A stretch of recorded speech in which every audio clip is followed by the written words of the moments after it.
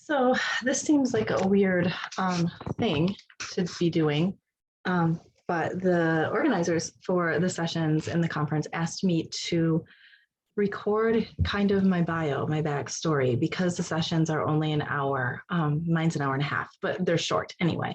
And because they're short, there won't be time for me to kind of give you the intro into my story once we get into the talk. And they thought that, God, I'm tired. They thought that that might be important. So, so here I am at the end of what is currently a 13-hour workday with no end in sight. Hooray, cancer is expensive. You all know that. So I'm a survivor. And that's weird to say. And it's hard to say. And it's hard to say for so many reasons, not the least of which was that people that I love dearly cannot say those words. My mother cannot say those words. My best friend cannot say those words. And just a plethora of amazing human beings that I have met through my journey don't have the opportunity or the privilege to say those things. And survivor guilt is real, and it's hard, and it sucks. Best word I could think of, it sucks. But it doesn't change the fact that I am a survivor. And here's my story. So I'm going to start with my mom's story, actually, because it's my story too. I'm an only grandchild. She, in 2003, was diagnosed with triple negative breast cancer. And this was 2003 was pretty early on in all of the pink washing and all of the, breast cancer awareness and all of the stuff that we do now. It was early on. And so we had like no clue, and the interwebs in 2003 were kind of wonky, but they were there. But it was that thing, when you Googled, you were certain that it was just the end of the world and things were bad. Anyway, she was diagnosed in 2003.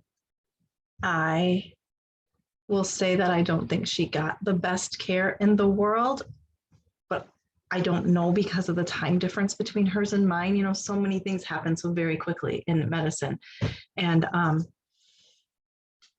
can't judge the decisions that were made between her and her team based on the stuff that I did. So anyway, there's my little dog. I didn't lock everybody up. So my mother chose to have a lumpectomy, chemotherapy, and very little radiation, which would not be the way that they handle it now. But back then, that was what they did. She had a lumpectomy and did a boatload of chemo. She did really well with her chemo, continued to work, seemed okay. Radiation kind of rough, but it was short term. She did fine. In 2007, she started to not feel well, but didn't tell me. In the meantime, my father had passed away. And she was a very strong woman, and she didn't tell me that she wasn't feeling well. And she lived over on the west side of Michigan, and it snows like ridiculous amounts of snow where she lived. And so she was shoveling and thought she had hurt her ribs, was diagnosed with a thing called costochondritis, inflammation of the rib tissue, whatever. Can't think of the word, cartilage. And okay, whatever, rested, ibuprofen, did the thing. By the spring of the next year, she still wasn't well, but thought she was just tired. And I knew she was depressed because my father had died, and my father was everything to her. And so I thought she blamed it on that. By the end of summer, she had a mass on her breastbone that was pretty significant. And she and I got into a pretty significant fight about whether she needed to go have it cared for or not. And she chose not to. And that was her decision, her body, her choice. But I didn't agree with her decision. She ended up going in early October because she couldn't walk anymore because the pain had become so significant. And of course, the Mets was everywhere then. It was in her liver. This thing on her breastbone had become colossal at that point. Her bones and the bone was what was causing all the pain. She was miserable, and she chose not to have treatment because it was so widespread. And she died on December 4th of 2008 in the middle of a terrible snowstorm. I was beside her. So that was my introduction into breast cancer. There had been some in my family farther back, but no one close to me, no one that we really knew in that way. So fast forward 2 years later, I accidentally get pregnant.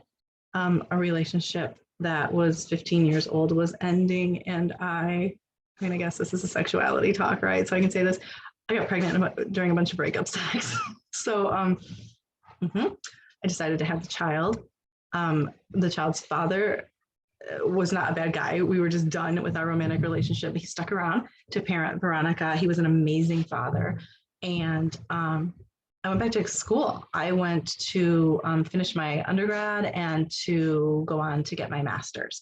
And I was due for a mammogram in February of 2014 and postponed it because I was finishing up grad school. And somebody was sick, the machine was broken, blah, blah, there were all these things.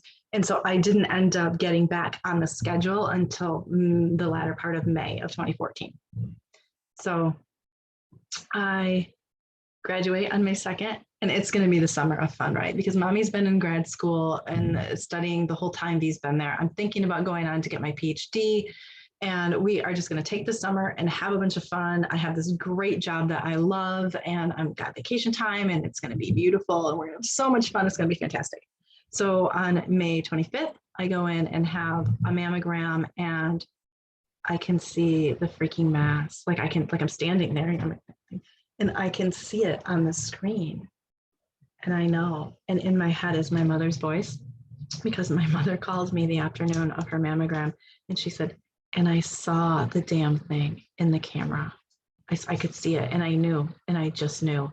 And I was like, damn it, I'm right here with her. I see it, and I know. And the tech, I'm really chitty chatty with my medical people just because it's how I am. I'm chitty chatty with everybody. And so the tone in the room changed completely, right? She became very somber, rushing, moving things, stuff. Would you like to go back and have a seat in this room? No, I don't want to go back and have a seat in that room. I'm friggin' hysterical, but okay, I'll put this little gown on and I'll go sit in this room. And I'm waiting. I feel like I'm barf, and I'm texting a couple people, and they come back and they're like, we can get you in for an ultrasound right this second. Come this way. Okay, great. Fantastic. So I go and I have this ultrasound, and and you can't feel it. Like I'm in here just like groping myself, feeling myself up. I cannot feel this thing that I could see so vividly on the screen.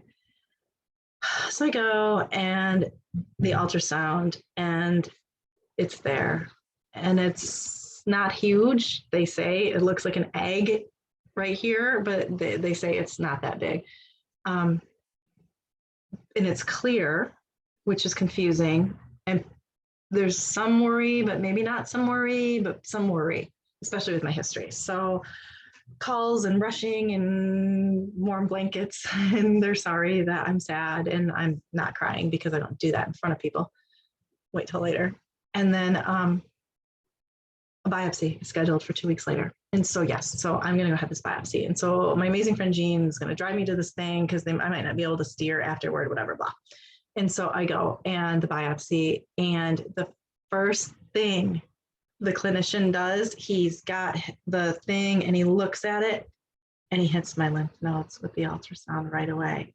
And I know at that second when he moves that ultrasound wand to my arms, I know it's cancer. I know he knows it's cancer. I don't know what kind, I don't know what grade, I don't know what degree, but I know it's cancer. And the biopsy hurts. if y'all had a biopsy, you know that they stick a needle the size of my leg in your breast, and then they put some piece of metal in there so you can set off a detector in the airport later. It was terrible, and I felt like trash, and all I could think of was holy, right? I was 37 when my mother died. My daughter was 3 at the time. Wow, how is this good? Like what? Oh, I was just like it was like a Woody Allen movie. Well, it's usually like a Woody Allen movie in my head, but it was even worse. Like people were panicking, running. It was like a natural disaster. It was terrible. So I had to come home. I had to tell Veronica's father that was happening. I texted my boss, who was like one of the coolest guys in the world. I actually still work for him. Texted him, and I was like, crap, this doesn't look good. I'll be back tomorrow. I can't right now. I was planning on going back to work. Jean was going to take me, and Rob was going to come pick me up. So I went home, and I just felt sorry for myself and cuddled the child for the night. And then the next afternoon at about 4:00, I told them to call me. I was like, don't make me drive all the way over here. I got stuff going on. And he was like, well, we don't like to do that. I'm like, I don't care what you want. This is what I want. I'm the patient. Help me out. And so he did. And he called, and he's like, it's cancer, Renee. And I'm like, I know. I'm like, what kind? He's like, well, we're not 100% sure yet. It's still going through some tests, blah, blah, blah. So we're going to set you up with your surgeon, with your, all the stuff. And so, and in my head the night before, I had decided for myself that I would have a double mastectomy. I wasn't screwing around. My mother had a lumpectomy, went like shit for her. Not going to happen to me. I got a little one. And so I read the research, and I did see that the risk benefit versus lumpectomy was pretty close, maybe a little better for triple neg. I didn't know I had triple neg yet. But there wasn't a huge reason to do that, except for in my head. There was a huge reason to do that, because I would always have freaked out because of my personal experience with my mother. Not everybody's like that. I very well may have been okay with just a lumpectomy. I'll tell the story in a minute. I wouldn't have, but anyway. So that's, I know what I want. I know, and I'm just thinking, shit, I'm reading online, and people are saying, they might not do it because, whatever, there's not that huge of an increase. It's a major surgery, yada, yada, whatever. So I go in and meet the surgeon, and she's behind, of course, because she's saving lives and running around. And so I wait, and she comes in, and by then I'm a hot mess, right? Like I'm just stressed, sick, and I feel like I'm gonna barf. And she starts to talk to me, and I said, I have my speech prepared. Can I hit it? And she's like, do it. And so I told her, I said, I want this. This is why. I have lumpy breasts. I will never be able to sleep. I don't want just one lopped off. My breasts were stellar. My old breasts were stellar. We'll talk about that tomorrow. I miss them terribly. But they're big. They were big. Anyway, they were big. And I'm like, you're not going to be able to match those up. Like no matter what size implants you get, even if you suck my whole butt out and slap it in there, you're not going to match these up. So just take them both. And then I don't have to worry about it. And whatever. And she's like, I think that's a really good decision for you. As I look at your films, you're always going to have lumps and bumps, and it's always going to be problematic. And I said, I have no intention of giving up cheese and caffeine, so we might as well just ditch these. And she laughed. And so right away, they took me down the hall, and I met with the plastic surgeon, and he was a lovely human being. And I had the gown thing on, right? And he was giving me this whole big thing about expanders and what that was going to look like. And, it's not going to be very pleasant, but we'll get them. And then he like opened up my gown, and he like busted out laughing. And he's like, oh, you hide yourself well, you carry yourself well. He's like, there's going to be no problem going straight to implant as long as there's no node involvement. Solid. So that was the plan. My plan was, as long as there was no node involvement, I would go straight to implant. If there was node involvement, I was going to skip it and go flat. I wasn't going to go through extra surgeries to have the implants. And that was my choice. I didn't have a partner at the time. Veronica's father was still here. Our sexual relationship did not exist. We were friends, best friends. And so he didn't care, do whatever you want, they're yours. So that was my choice. So 2 weeks later, I'm off to surgery, and I wake up, and the first thing I do is grab for my chest to see, and all the years that he loved me and all the years that we were together, the sweetest thing that man ever said to me, he whispered in my ear and he said, "There's no node involvement." It was the best thing ever. And then I puked to surgery.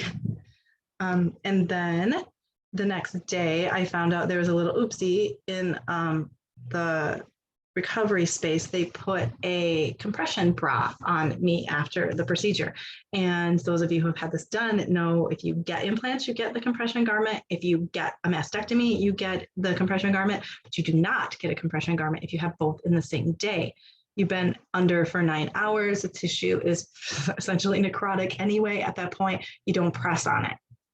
So of course I have a complication, right? Like everybody's like running around, they're doing a root cause survey, people are flipping out, I'm not healing.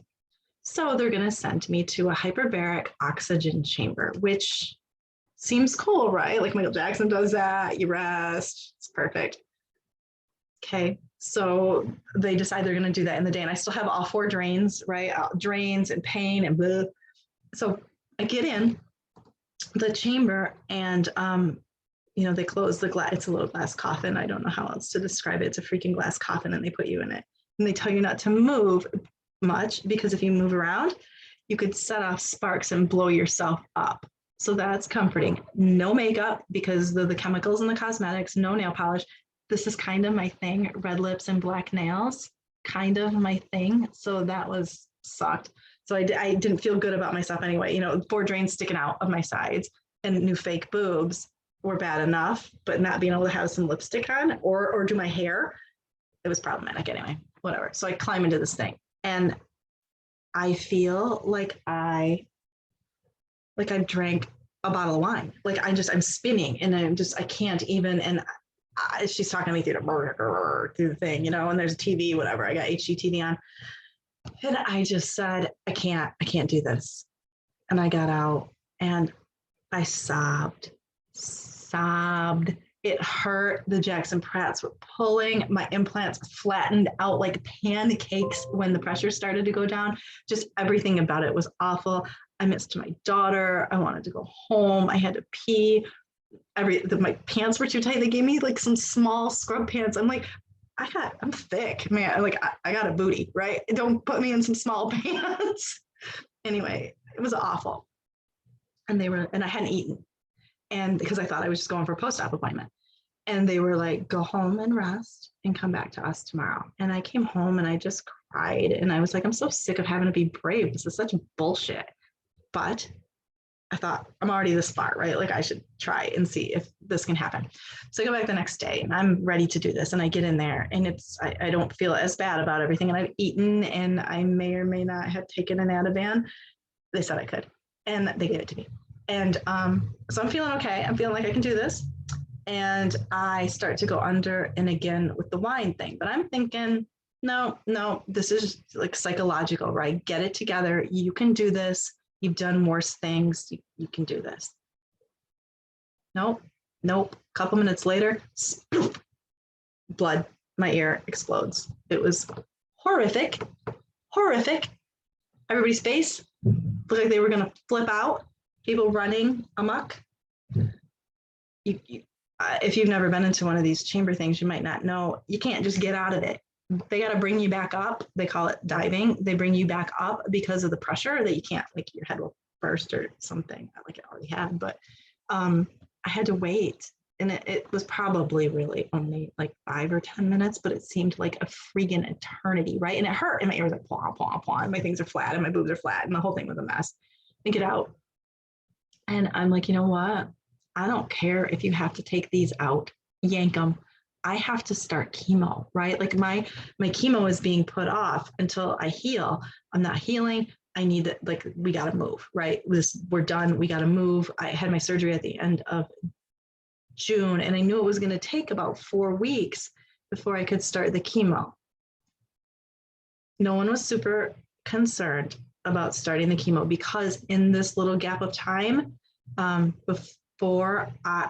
that's not true. I didn't know yet the results from the PAP. So whatever, I go and they have to stick like a dagger in my ear and open it up and drain the rest of the blood out. And then they do the other side too, just to be sure. Still can't hear squat out of this ear, but that's a whole different thing. But the next day, I find out that my stage went from 1 based on size to 2 because the pathology, and if you've read your pathology report, you know how stressful this is. Your breast is in a petri dish, and they talk about it as such. They talk about the depth of the tissue around the edges where they've cut it off. They talk about your dead nipple. My nipples, my dead nipples, the things that brought me so much pleasure are dead in a petri dish. Yeah, it's not good psychologically. Like there's got to be something else that should happen there. Anyway, there was an intramammillary lymph node. Who knew? That was right up behind where the tumor was. And so it was touching. And so they moved me to grade 2. Still no radiation required, still chemo, but I went from grade 1 to grade 2. And for some reason, even though I read the medical report, that was very upsetting to me.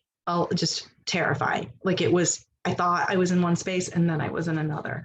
And that really sucked. But I saw why they weren't as like gung-ho about the chemo, right? Everything was cut out, no node involvement. I was golden, ready to start the chemo. So I end up in the end of July having a second procedure. I had a Wise pattern. So the scars on my breast go like a puppy's mouth.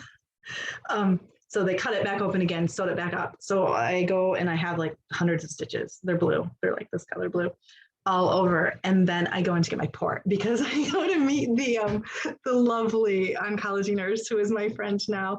And she looks at my veins and laughs. She's like, no, you need a port. So I got a port, but because I had scars or stitches still, they put the port way over here. So this kitty cat covers my port scar.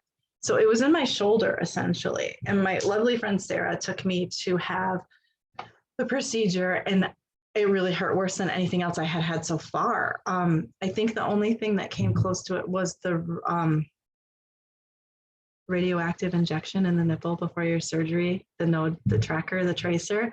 It didn't feel very good. And I was all stressed and tense that morning anyway. So I don't know, but this thing's killing me. And then they tell me the next day, oh yeah, he had to put it over there. He probably had a nerve. You know, there's lots of nerves over there, less nerves over here, whatever. Oh, okay. So I got this port, we're ready to go. I started chemo, and the chemo nurses, God love those women, best humans in the planet.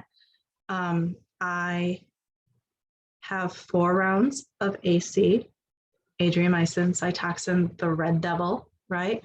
And I tolerated it pretty well. Like I was pretty tired, but I still worked mostly full time. My chemo was on Wednesdays. I would take Wednesday afternoon off, and then I would work Thursday, and then I would leave at like 2-ish on Fridays because I was starting to be fatigued by then. And Rob usually had a gig. Veronica's father was a musician, and so he would have to leave and go play. And so I would want to get home and get settled and get the baby settled and stuff before he left. So yeah, so AC was great. And then they tell me, oh, Taxol, you're going to be fine. It's going to be easier.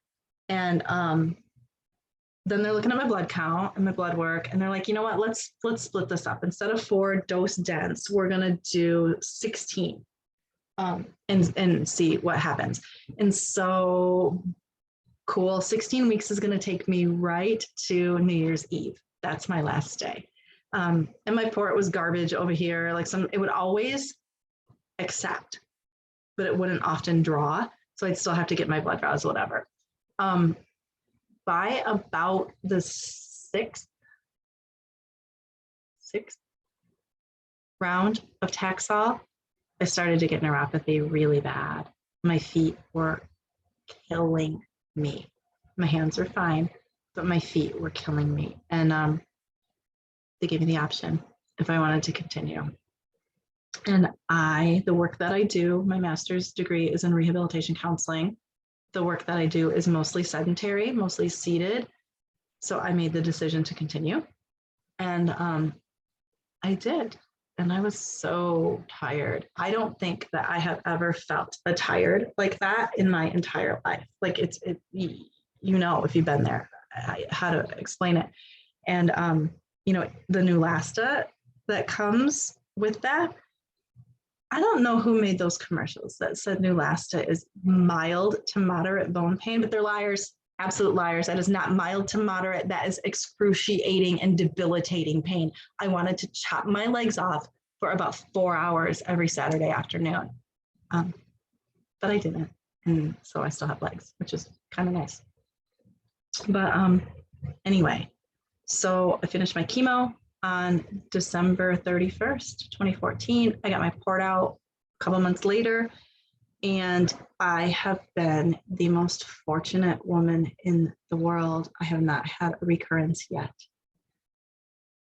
At 5 years, my oncologist's office had a big celebration for me that I was done. It was lovely. They're just lovely humans. I adore all of them.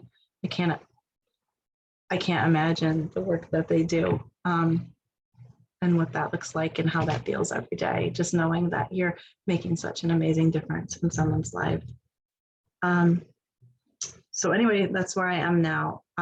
I have had one implant exchange. You can see how ghostly pale I am, and so my skin is very thin, and down here the cadaver tissue kind of gave way a little bit, and so I had a lot of lateral movement. And so in 2017, Rob died on April 1st of course, April Fool's Day. That pretty much sums up our whole relationship right there. He died on April Fool's Day, 2017, and April 20th, I had an ablation because some of you know full well how chemo just blasts you into menopause and destroys your bits. And so I had an ablation then, and then at the end of that year, since I'd already met my deductible, I had an implant exchange, and I am very happy with the work that was done and what came out of that. A little bit of fat grafting was lovely. So that's where I am now. And my session will talk about my journey, the sexuality thing. And it's not just sex, right? I mean, that's part of it, thank goodness. But it's self-confidence and femininity, and not just your sexual desire, but feeling desirable or wanting to be with some. There's so much, and this isn't what this is for. This is my introduction. That's what my session's about. If you have the questions, send them off, because we're going to send that survey. And even if you don't, so my email, I'm not 100% sure if it's on the sheet or not, but my email is Hall, Hall, Renee, Renee, the number 1 at Gmail. Shoot me your questions, because that's where that survey is going to go. And then so I'll know how to address anything that you might want me to talk about for my session. It's kind of fleshed out, but see what I did there? It's kind of fleshed out, but it's not all the way there yet. And I have 3 days before I have to record it. So part of it will be recorded, just so you know, and then the rest of it will be live. Because my session is maxed at 500, we are not going to be able to do a live Q&A, but I would love to see your faces right now. I'm looking at my bangs. I'm looking at how tired I look. I'm looking at the clock back there, thinking, crap, I still got more work to do. I saw my cat's butt. I would love to see your faces. So if you feel like having your camera on, that's cool. But if you don't, that's cool too. I won't be able to scroll through all the screens while I'm talking. I am not going to run a PowerPoint. It's not how I do things. It's not how we do. It's not a technical presentation. It's a feelings presentation. So I'll have some notes in front of me like I do now, just a little bit on the machine in front of me, and we'll go there. And then I'll probably have the questions up. So you can see what the questions are. I'll run a screen then, but otherwise it'll just be me talking. So hopefully I won't bore you into oblivion. So ask good questions so that doesn't happen. If you have any more questions about my story, let me know. I guess that's it. I hope to see you at my session.